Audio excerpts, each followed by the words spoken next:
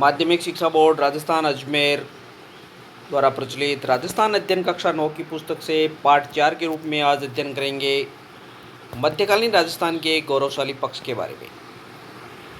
इसमें पहला बिंदु है गुहिल सिसोदिया वंश। मेवाड़ के गुहिल शासक रत्न सिंह 1302 से 1303 के समय चित्तौड़ पर दिल्ली के सुल्तान अलाउद्दीन खिलजी ने आक्रमण किया था। अलाउद्दीन के इस आक्रमण के राजनीतिक, आर्थिक और सैनिक कारणों के साथ साथ रत्न सिंह की सुंदर पत्नी पद्मिनी को भी प्राप्त करने की लालसा को भी बताया जाता है। पद्मिनी की कथा का उल्लेख मलिक मोहम्मद जायसी के पद्मावत नामक ग्रंथ में मिलता है। अलाउद्दीन के आक्रमण के दौरान रत्न सिंह और गौरा बादल वीर गति को प्राप्त हुए तथा पद्मिनी ने 1600 स्त्रियों के साथ जौहर कर आत्मोत्सर्ग किया। अलाउद्दीन ने चित्तौड़ जीतकर उसका नाम खिजराबाद कर दिया था।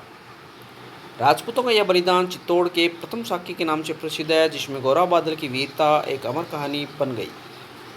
रत्न सिंह के पश्चात सिसोदिया के सरदार हमीर ने मेवाड़ को दयनीय स्थिति से उबारा व राणा साका का राजपूत था। राणा लाखा 1382 से 1421 के समय उदयपुर की पिछोला झील का बांध बनवाया गया था। लाखा के पुत्र मौकर ने मेवाड़ को बौद्धिक तथा कलात्मक प्रवृत्तियों का केंद्र बनाया। उसने चित्तौड़ के समधीश्वर त्रिभुवन नारायण मंदिर के जीर्णोद्धार द्वारा पूर्व मध्यकालीन तक्षण कला के नमूने को जीवित रखा। लाखा ने एकलिंग जी के मंदिर के चारों ओर परकोटा बनवाकर उस मंदिर की सुरक्षा की समुचित व्यवस्था की। मोकल के पुत्र राणा कुंभा 1433 से 1468 का काल मेवाड़ में राजनीतिक, साहित्यिक और सांस्कृतिक उन्नति के लिए जाना जाता है। राणा कुंभा को अभिनव भट्टाचार्य, हिंदू सुल्तान, चापगुरु, दानगुरु आदि उपाधियों से संबोधित किया जाता है। राणा कुंभा ने 1437 में सारंगपुर के युद्ध में मालवा मांडू के सुल्तान महमूद खिलजी को पराजित किया था। इस विजय के उपलक्ष्य में कुंभा ने अपने आराध्य देव विष्णु के निमित्त चित्तौड़गढ़ में 9 मंजिला प्रसिद्ध कीर्ति स्तंभ, जिसे विजय स्तंभ के नाम से भी जाना जाता है, का निर्माण करवाया था। कुंभा ने मेवाड़ की सुरक्षा के उद्देश्य 32 किलों का निर्माण करवाया था, जिनमें प्रमुख रूप से है बसंती दुर्ग, मचान दुर्ग, अचलगढ़ दुर्ग और कुंभलगढ़ दुर्ग प्रमुख रूप से माने जाते हैं। कुंभलगढ़ दुर्ग का सबसे ऊंचा भाग कटारगढ़ कहलाता है, जिसे मेवाड़ की आंख के नाम से भी जाना जाता है।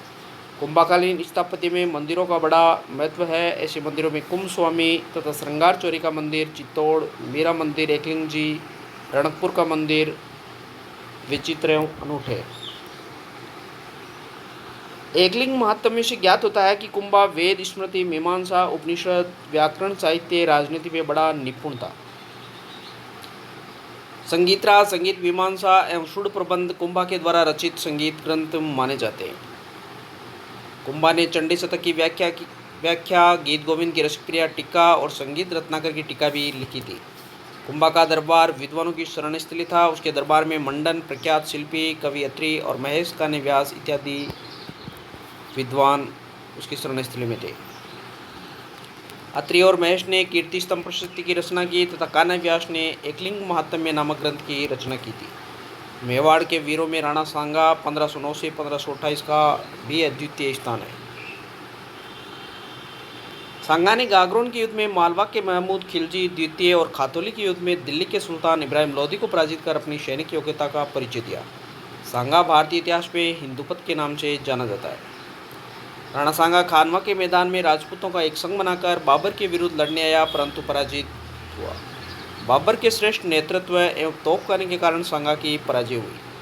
खानवा का युद्ध 17 मार्च 1527 परिणामों की दृष्टि से बड़ा महत्वपूर्ण माना जाता है, क्योंकि इससे राज सत्ता राजपूतों के हाथों से निकलकर मुगलों के हाथों में आ गई थी। राणा सांगा अंतिम हिंदू राजा था, जिसने सेनापतित्व में सब राजपूत जातियां विदेशियों को भारत से निकालने के लिए एकजुट हुई थी।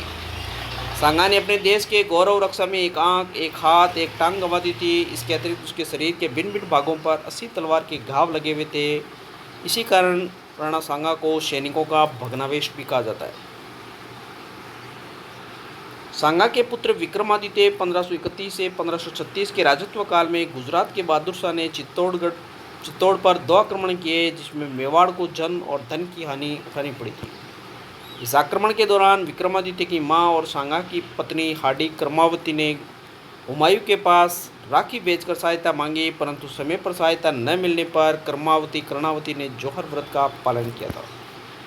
कुंवर पृथ्वीराज के अनौरस पुत्र वणवीर, एनसीईआरटी किताब में बनवीर न लिख करके वणवीर प्रिंट हुआ है। हालांकि ये त्रुटि है, लेकिन कई बार इस त्रुटि को भी सही मान लेती है आरपीसी। वणवीर ने अवसर पाकर विक्रमादित्य की हत्या कर दी थी। वह विक्रमादित्य के दूसरे भाई उदय सिंह को भी मारकर निश्चिंत होकर राज्य भोगना चाहता था, परंतु पन्नाध्याय ने अपने पुत्र चंदन को मृत्युशैया पर लेटाकर उदय सिंह को बचा लिया और चित्तौड़गढ़ से निकालकर कुंभलगढ़ पहुंचा दिया। इस प्रकार पन्नाध्याय ने देश प्रेम हेतु त्याग का अनूठा उदाहरण प्रस्तुत किया, जिसका गान भारतीय इतिहास में सदियों तक होता रहेगा। महाराणा उदय सिंह 1537 से 1572 ने 1559 ईस्वी में उदयपुर नगर की स्थापना की थी। 1567-68 में अकबर ने चित्तौड़ पर आक्रमण किया था, परंतु कहा जाता है कि अपने मंत्रियों की सलाह पर उदय सिंह चित्तौड़ की रक्षा का भार जयमल मेड़तिया और फत्ता सिसोदिया को सौंपकर गिरवा की पहाड़ियों में चला गया था। कर्नल टोड ने तो यहाँ तक लिखा है कि यदि सांगा और प्रताप के बीच में उदय सिंह न होता तो मेवाड़ के इतिहास के पन्ने अधिक उज्ज्वल होते। परंतु डॉक्टर गोपीनाथ शर्मा की राय में उदय सिंह को कायर या देशद्रोही कभी नहीं कहा जा सकता, क्योंकि उसने बणवीर, मालदेव, हाजी खां पठान आदि के विरुद्ध युद्ध लड़कर अपने अदम्य साहस और शौर्य का परिचय दिया था।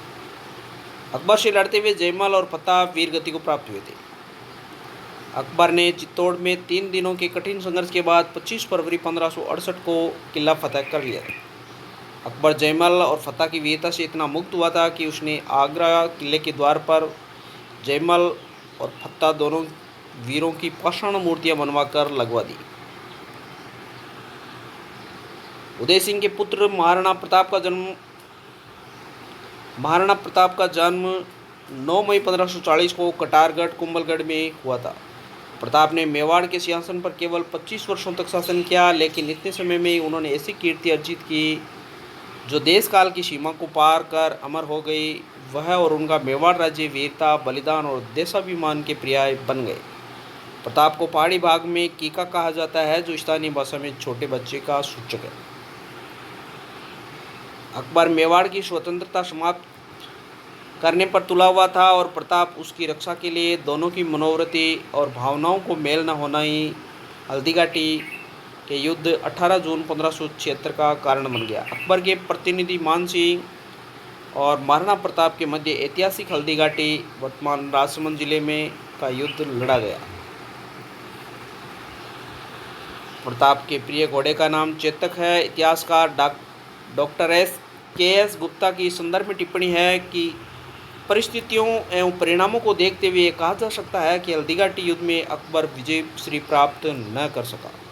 महाराणा प्रताप को विपत्ति काल में उसके मंत्री भामाशाह ने सुरक्षित संपत्ति लाकर समर्पित कर दी थी। इस कारण भामाशाह को दानवीर तथा मेवाड़ का उद्धार कह करके पुकारा जाता है और वर्तमान में इन्हीं भामाशाह के नाम पर एक भामाशाह योजना भी प्रचलन में है।